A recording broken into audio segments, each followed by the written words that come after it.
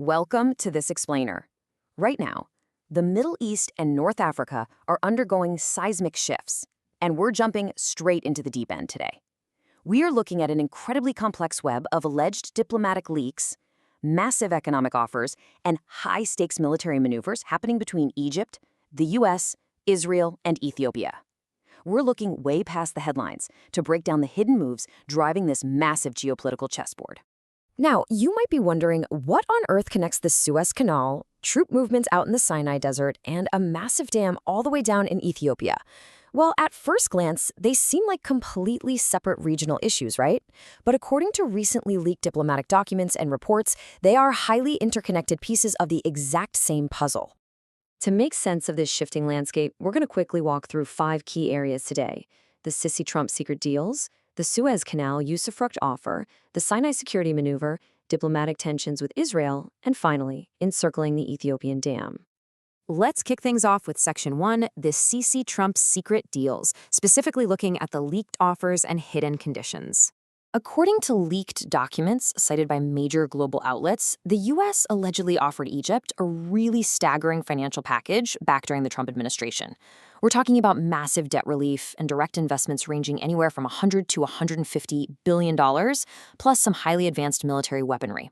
For a nation facing serious economic hurdles, this was basically an unprecedented lifeline. But there's always a catch, isn't there? This massive U.S. offer reportedly came with a highly controversial hidden condition. The deal essentially required Egypt to absorb and displace the 2 million Palestinians currently living in Gaza, moving them directly into the Egyptian Sinai Peninsula. So what happened? Well, sources indicate that President Sisi completely rejected this proposal. He opted to walk away from billions of dollars to prevent what Egypt viewed as the liquidation of the Palestinian cause. On top of that, Egypt showed a deep distrust of any long-term promises regarding border security, and they maintained their firm support for an independent Palestinian state, absolutely refusing to solve an external crisis at the expense of their own sovereign territory. That brings us to Section 2, the Suez Canal usufruct offer, a classic standoff of sovereignty versus global management. You see, the strategic pressures definitely didn't stop at the Sinai border. Driven by intense concerns over global supply chains and maritime security, the U.S. reportedly proposed taking over the management of the Suez Canal. They suggested what's called a usufruct agreement. Basically, the U.S. would manage and operate the canal, and in exchange, they'd offer massive debt forgiveness and share the revenue with Egypt.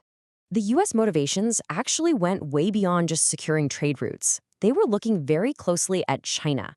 China has already poured over $40 billion into the Suez Canal economic zone, building these massive industrial and logistics cities. So the U.S. wanted to secure this route and check that growing Chinese influence. But Egypt effectively blocked the move. They firmly stated that the canal is a sovereign Egyptian asset, completely capable of domestic management, and they successfully protected the massive international investments already established there. All right, moving to Section 3, the Sinai security maneuver. This is where we see a shift from anti-terrorism to full-blown militarization. Historically speaking, since the peace treaties back in the 1970s, the Sinai Peninsula was a severely restricted, mostly demilitarized zone. But post-2011, facing a lot of regional instability, Egypt received permission from the U.S. and Israel to move some limited troops in to combat terrorism. However, analysis in our sources suggests Egypt actually used this anti-terrorism mandate as a legally sanctioned loophole, a trick, really, to move heavy troops and advanced weaponry right into this historically empty buffer zone. Today, Sinai is no longer just an empty desert buffer. It has essentially been transformed into a new fortress. We're talking about advanced American-made Abrams tanks positioned just meters from the border. There are reports of subterranean military airports hidden in the mountains, a massive 2,000-kilometer train network, and rapid agricultural and urban development. It's now a heavily fortified zone completely capable of operating independently militarily. Which naturally leads us to Section 4, diplomatic tensions with Israel, and specifically, the ambassador standoff. This radical transformation of the Sinai brings us straight to the current diplomatic deep freeze between the two nations. Since October 2023, Egypt has flat-out refused to accept the return of the Israeli ambassador to Cairo. In the diplomatic world, refusing a foreign ambassador isn't just a slight, it's a severe signal. It indicates profound mistrust, almost bordering on a pre-war political state. Israel views this newly militarized Sinai as a threat level they literally haven't seen since before 1973. Because of this, they are intensely lobbying the U.S., and they've laid out 3 core demands for Egypt. First, accept the ambassador back in Cairo. Second, withdraw those heavy military forces, like the Abrams tanks, from the borders. And third, immediately halt the rapid urbanization and infrastructure projects happening in the Sinai. But so far, Egypt has stood firmly, holding its ground. Okay, let's pivot to Section 5, encircling the Ethiopian dam. While dealing with the East, we have to look at the water threat and the massive energy countermove happening in the South. As Egypt balances all these pressures, it faces a massive existential and environmental threat from the South. The Grand Ethiopian Renaissance Dam currently holds a terrifying 47 billion cubic meters of water. And because it sits at 629 meters above sea level, the potential for catastrophic flooding, if it's mismanaged, is just immense. The immediate danger, according to the sources, is that Ethiopia failed to properly drain the reservoir earlier this year. With the imminent heavy rainy season approaching quickly, there is a severe risk of uncontrollable overflows. This poses a direct, existential threat of drowning crucial agricultural lands downstream in both Sudan and Egypt. Faced with this threat, rather than preparing a direct military strike on the dam, Egypt initiated a brilliant strategic, economic countermove. They approached the countries surrounding Ethiopia, Tanzania, Kenya, Sudan, and Somalia.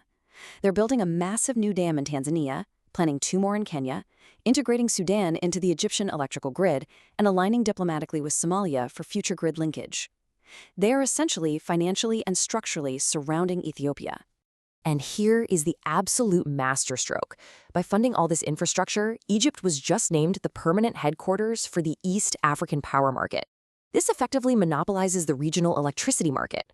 Think about it. Even if Ethiopia's Renaissance Dam successfully generates massive amounts of power, they'll have practically no neighboring countries left to buy it from them, economically neutralizing the threat entirely. We have seen billions in secret offers rejected, vital strategic waterways fiercely protected, deserts turned into military fortresses, and brilliant economic traps set around regional dams. With all these overlapping alliances and hidden motives playing out in real time, how long can this fragile geopolitical chessboard truly remain balanced before someone makes a move that changes the Middle East and Africa forever?